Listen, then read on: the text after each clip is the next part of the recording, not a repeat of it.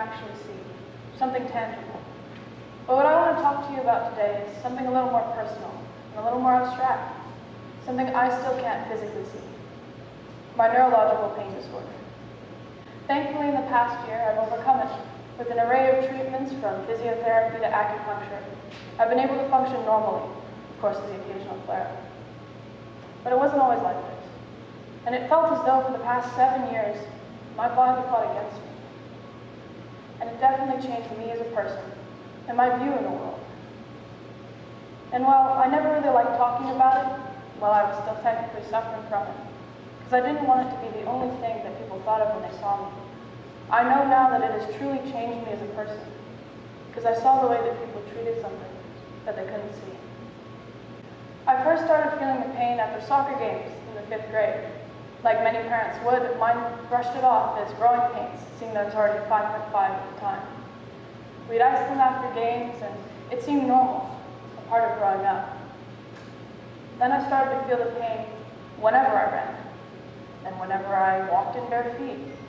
And then standing, this seemingly basic thing, became this momentous hurdle.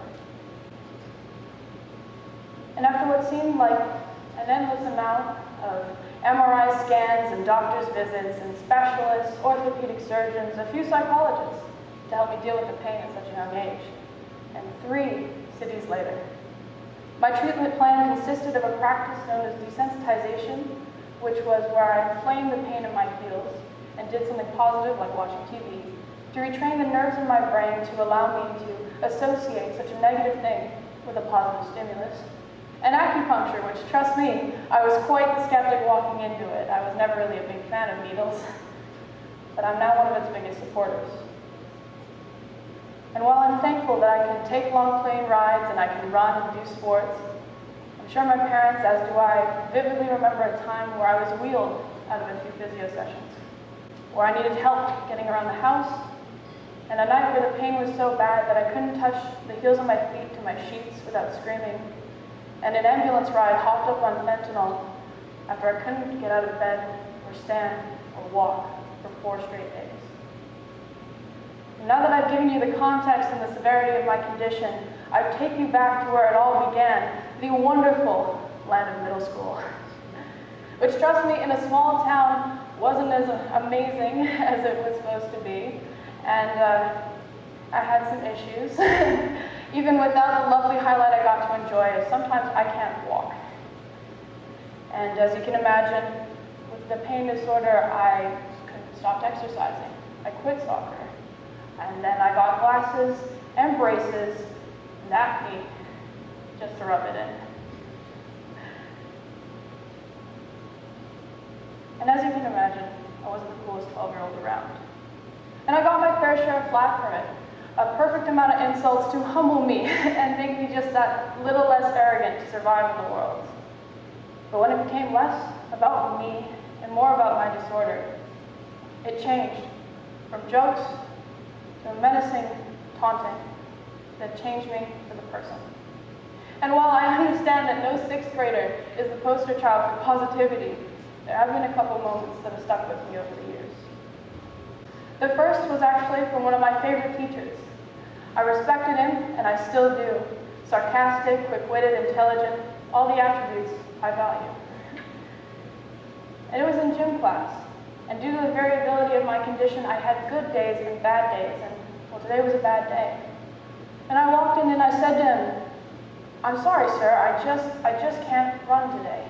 My feet hurt too much."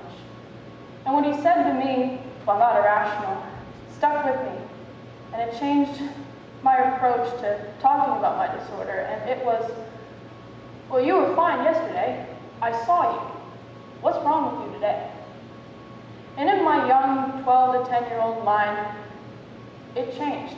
It changed it. I fell into this sort of spiral. I was like, what is wrong with me? Why can't I just be normal? What's wrong with me? The second came from one of my closest friends at a time where I frankly had very few. We played this game in school known as handball. Pretty self-explanatory, I promise. You throw a ball at a wall, it bounces back, you hit it, but if it hits the floor, you're out. Revolutionary, I promise. And I never really liked playing it, but I'd been invited, so I said, what could go wrong?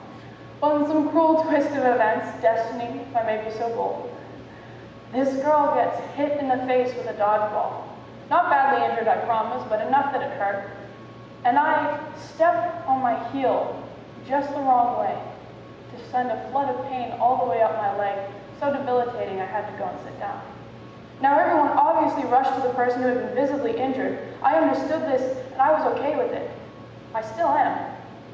But what I wasn't okay with was when my best friend said to me a little while later. She must have noticed my limping or me grimacing in pain because she sent me some texts that changed the way I talked about my disorder, the friends that I made, and the people that I trusted.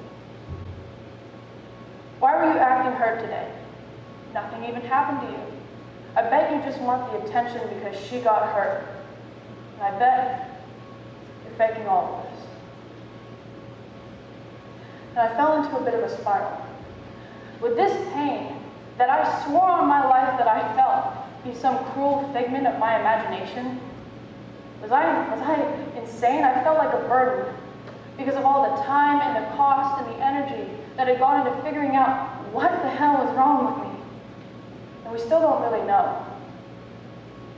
And even at its worst, like the ambulance ride or the night I couldn't touch my feet to my bed, I felt that stomach-clenching guilt that because I didn't have an MRI scan to point to or an amputation to look at, I wasn't truly in pain. And there was a time, believe me, where I wished for a wheelchair or crutches or something that I could point to and say, look, it's a real medical thing. And then I went to my new school, and I got the cane.